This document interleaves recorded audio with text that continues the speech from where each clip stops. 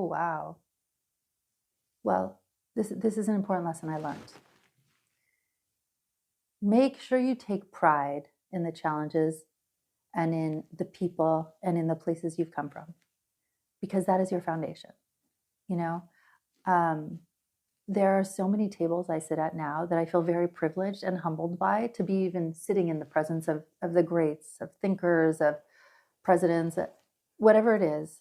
But having gone through such turbulent experiences at such a young age, it's created a lot of rich foundation that I draw upon a lot of when I feel myself struggling.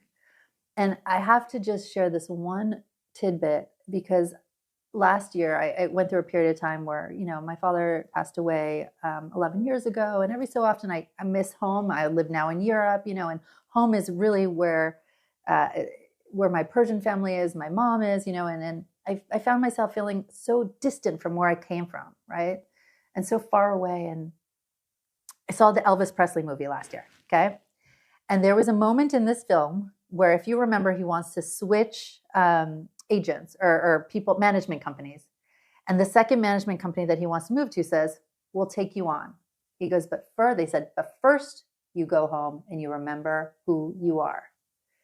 And so when I think about the roots, no matter where I am, I am so grateful for the struggles I witnessed as a young person, the things that my parents went through, the life they've given me, the privilege of not being privileged as a young person. And that's all relative, right? Because I know I'm so privileged based on maybe a young person in India who doesn't have a family, right?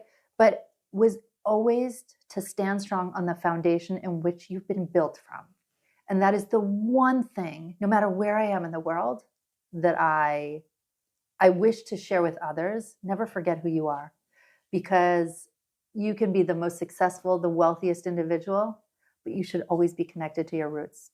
Always. One thing which I understand from your roots when you talk about Harvard is, once you get in there, you're like, okay, what now?